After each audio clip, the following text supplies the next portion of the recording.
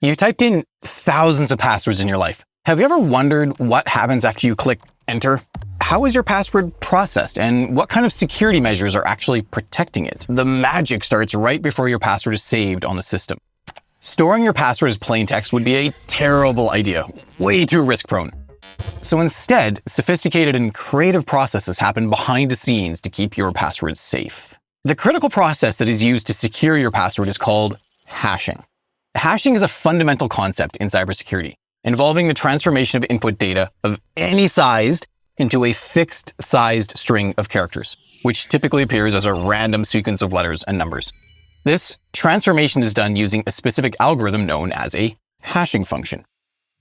Unlike encryption, which transforms data into a secure format that can then be reversed back to its original form using a key, hashing converts data of any size into a fixed string of characters that cannot be reversed, making it a one-way mathematical function. It's like sending your data on a one-way trip to a secret location and then burning the map, which begs the question, if you've burned the map, stored your password in some irreversible way, how can you still log in? We'll get there. When you create your account and set your password, the system doesn't store the actual password. Instead, it uses a hash function to process your password and then stores this hash value. Think of it as storing the shredded pieces of your apple that you've put through a blender without keeping the whole apple itself.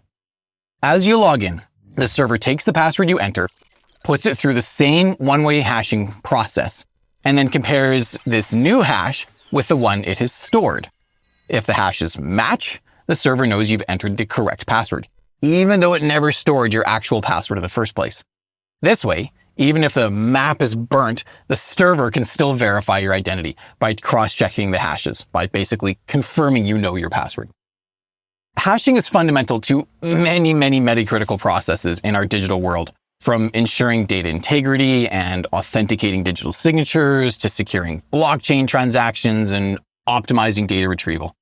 Over the years, several hashing functions have emerged, each building upon the achievements and shortcomings of its predecessors. A quick note on naming here. The 256 in SHA-256 refers to the size of the hash that is generated. If you see SHA-256, that refers to the SHA-2 algorithm configured to produce a 256-bit hash. SHA-512 produces a 512-bit hash. And if you see SHA-3 256 or SHA-3 512, that is of course the newer SHA-3 algorithm producing 256 or 512-bit hashes.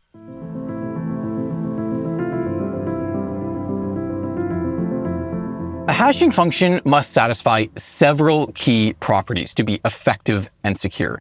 These properties are: 1. Deterministic. For any given input, the hash function must always produce the same output. 2. Fast computation. The hash function should be able to process input quickly and efficiently, making it practical for real-time applications. 3. Avalanche effect. A small change in the input should produce a significantly different hash output. This property ensures that similar inputs do not produce similar hashes. 4. Preimage resistance. It should be infeasible to reverse engineer the original input from its hash output. You cannot take the output of a hashing function and computate or figure out the original input. 5. Collision resistance. It should be computationally, I'll figure out how to say that one of these days. It should be computationally infeasible to find two different inputs that have the same hash value.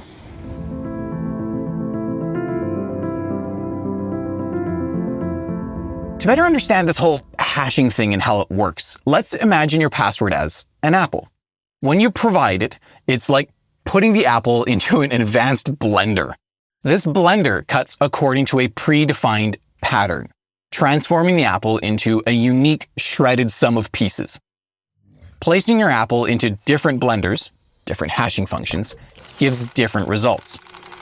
Newer, more expensive blenders will cut the apple into more pieces. I'm obviously wildly oversimplifying here, but regardless of which blender you use, the output will be unique. Or will it? You might be wondering about something I just said there, that predefined pattern, and questioning how random the output actually is. Well, there's no security in logic without maths, so let's dive in a little bit. Instead of fruit, we're working with data. The first step in the SHA-256 or SHA-256 hashing process is like setting up your blender with 8 specialized blades. These blades are known as H0 through H7 and are your predefined constants, and they will always start in the same precise configuration. Why? To ensure a consistent and reliable chopping process. These constants are derived from the square roots of the first 8 prime numbers, giving them a unique and unchangeable quality. Next, we need to prepare the data for blending. This is the pre-processing stage.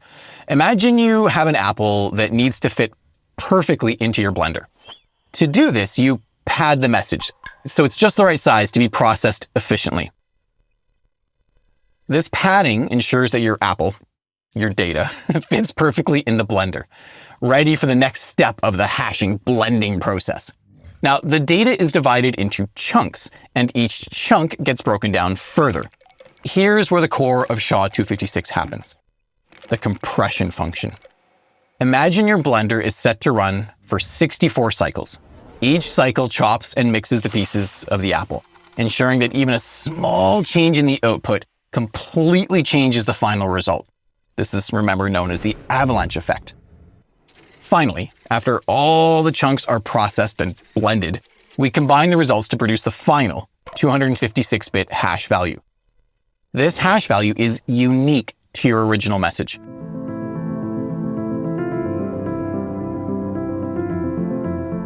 What about the pigeonhole principle? Sure, you're thinking about that right now?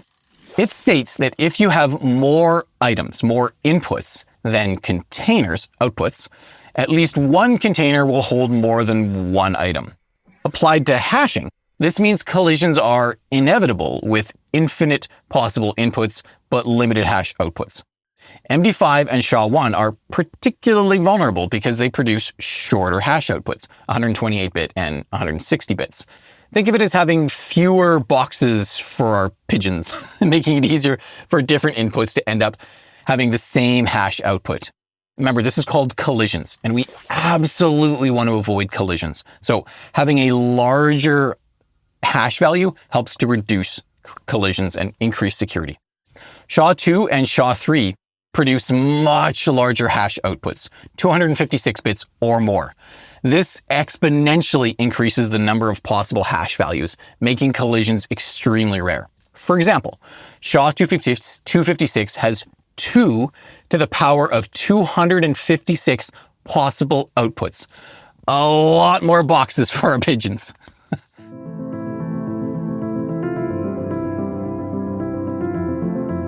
For an additional layer of security, we have salting.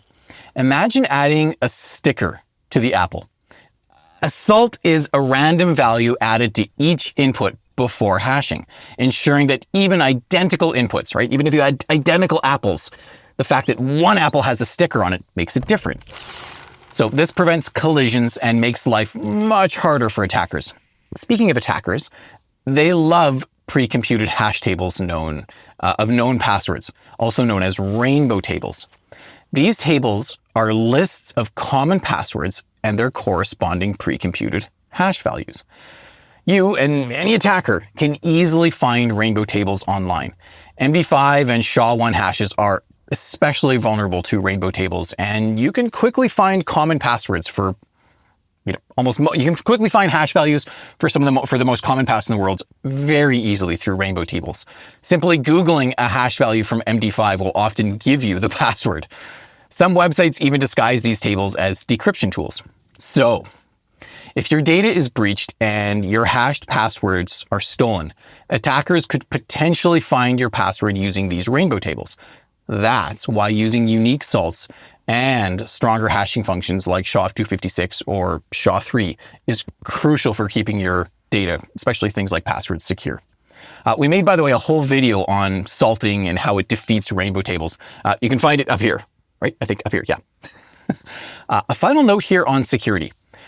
you should definitely not be using MD5 or SHA-1 anymore. You should be using SHA-2 or potentially even SHA-3.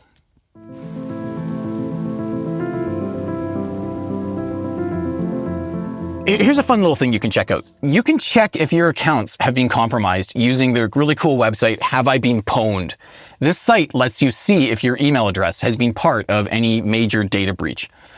Knowing which accounts of yours on what websites have been compromised is an excellent way to know which passwords you should change. So stay safe and stay informed. Hashing is just one part of the giant cybersecurity landscape. If you'd like to keep learning, subscribe to our channel. This is the type of stuff we're going to be talking about.